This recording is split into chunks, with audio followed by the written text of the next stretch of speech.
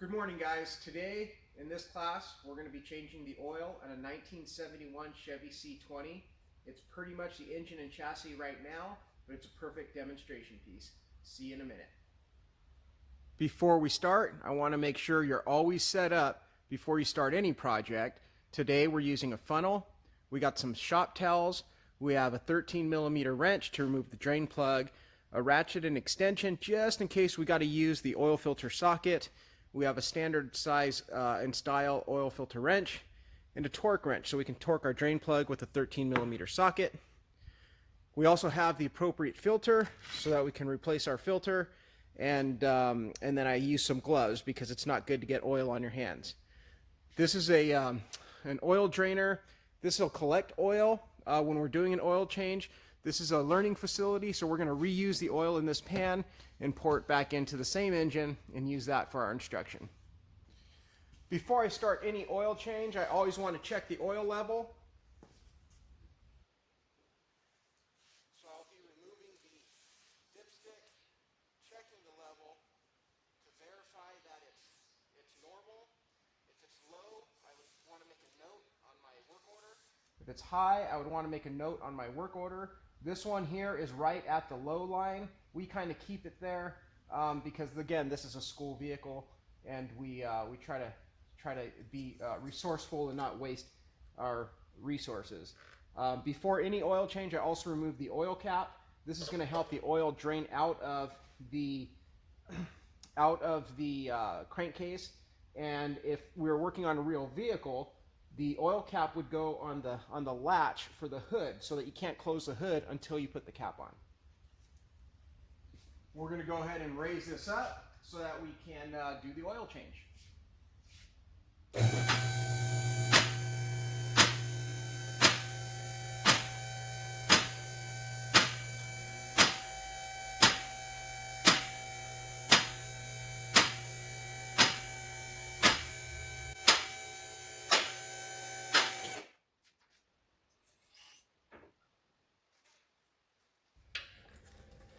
The next step, we put the oil pan in place, and we adjust the oil pan so that it catches the oil.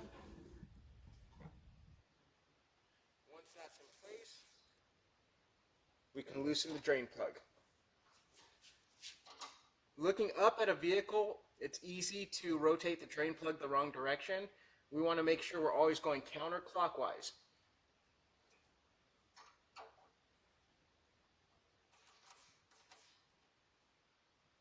Now the drain plug's loose. I put my gloves on. I'm gonna go ahead and pull this drain plug out. The trick is to hold the drain plug against the pan. This engine's cold. If it was hot, you want to use extra caution here.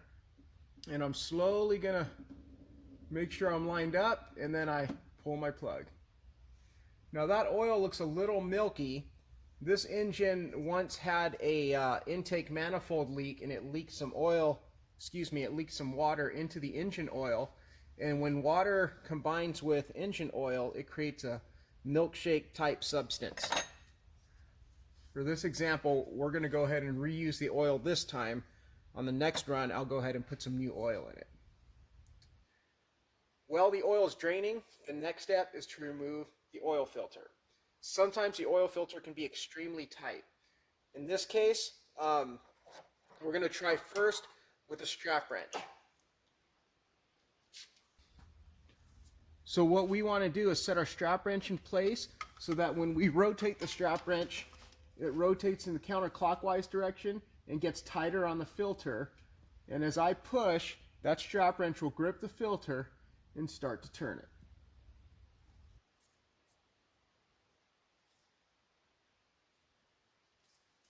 Sometimes the filter's too tight. In that case, we can use a special tool called a filter socket. The filter socket fits on the end of the filter, and we attach it to a ratchet with an extension, and then we can use a ratchet to rotate the filter.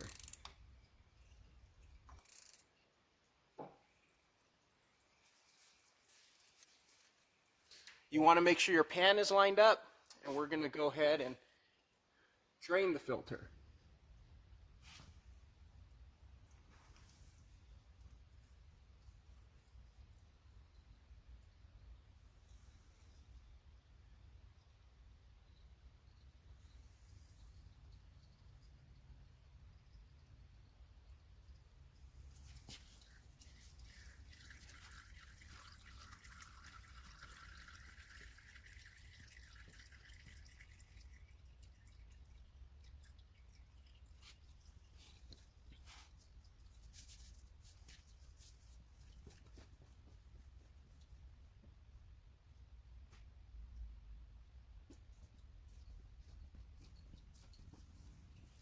Once that filter is done draining, we're going to go ahead and spin it off.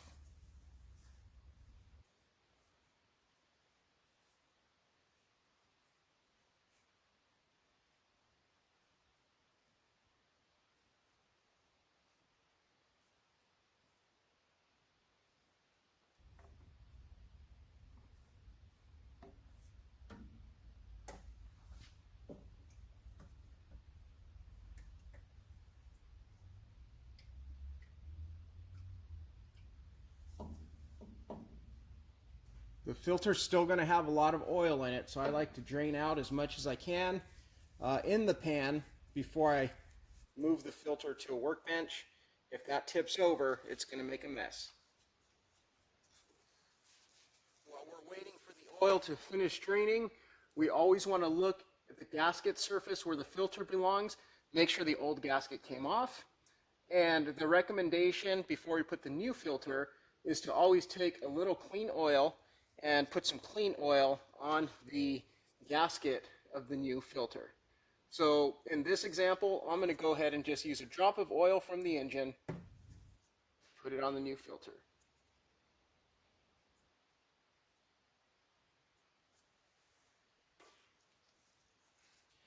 When we're installing the filter, we want to rotate it until we feel that get the threads lined up first, obviously, and we're going to thread it onto the engine until we feel the gasket make contact with the engine block.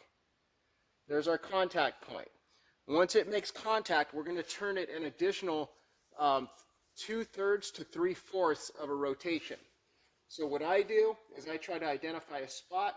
There's a date stamp there, and I'm going to rotate that 1, 2, 3/4.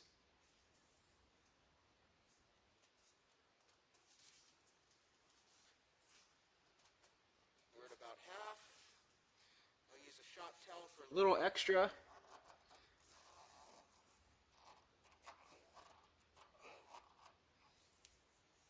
Now that filter is properly installed. Next step, I always want to check the gasket on my drain plug. Some vehicles have replaceable gasket. It's always recommended we put a new gasket on that drain plug. I should be able to install this drain plug all the way by hand. If you have difficulty putting it in by hand, it's very likely that the threads are damaged. I'm going to set my torque wrench to 20 foot-pounds, which is the recommended torque specification for this vehicle.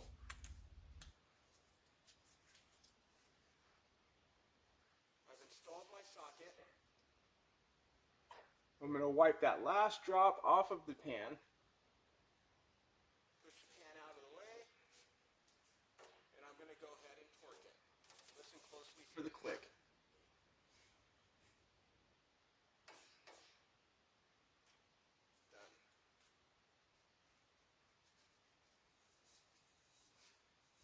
Wipe my fingerprints off of my work.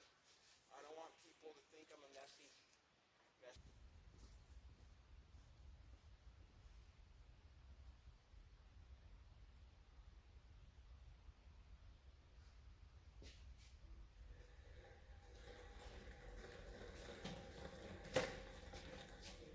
Now that I have my drain pan out of the way, I'm going to lower the vehicle.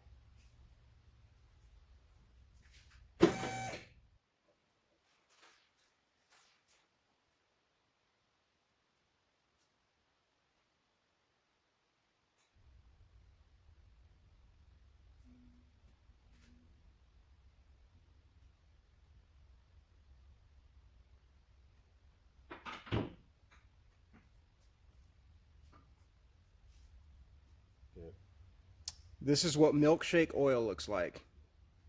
This is water intermixed with engine oil. All right, so I have already looked up the capacity for this vehicle is 5 quarts. Again, like I said, we're going to reuse the oil that we took out. There's probably about 4 quarts in this pan.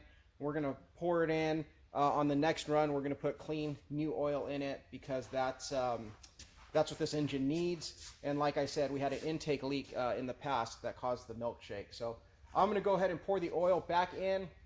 You want to make sure that there's no foreign matter in your funnel. I'm going to pour the oil nice and slow.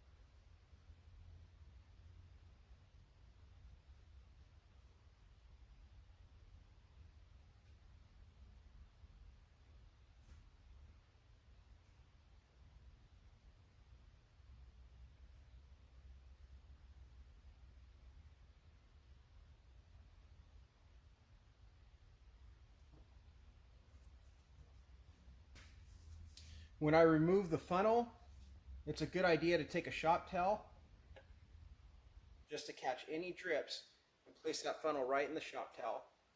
And then I'm going to put my cap on right away so I don't forget to put it on. We're going to go ahead and start the engine. Watch the oil pressure come up. Once our oil pressure's up, we're going to shut it down and check for leaks.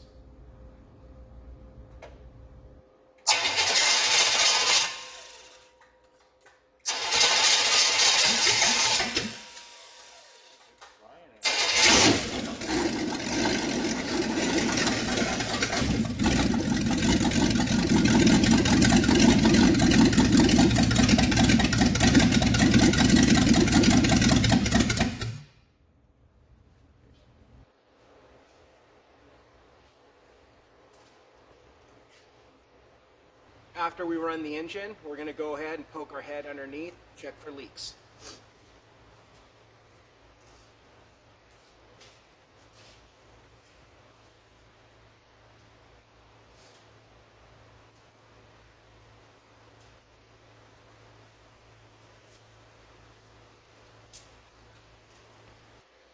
The last step after checking for leaks, we want to check the oil level. This is the time where if the oil level's low, we would add some. If the oil level's high, we would have to drain some out. On this dipstick, we have an add line here and a full line here where my thumb is. Anywhere in between that lower dot and that upper dot is normal. If the level is at the add line, then we add 1 quart. And that's true for most gasoline engines.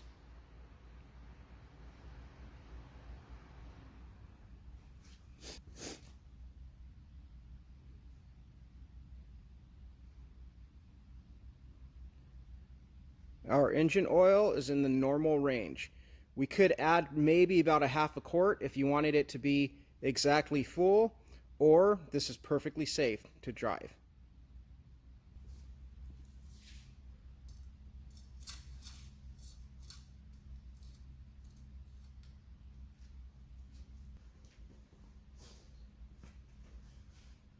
The very last step in this procedure is obviously we want to close the hood, make sure we didn't leave any fingerprints on the car, and we want to find a way to remind the customer when their next oil change is due. For some manufacturers, there's a computer and a maintenance reminder that you have to reset. For other vehicles, especially older vehicles, there is no maintenance reminder. You're going to be installing a lubrication reminder sticker in the door jamb or in the corner of the windshield. That's it for today. I'll see you next time.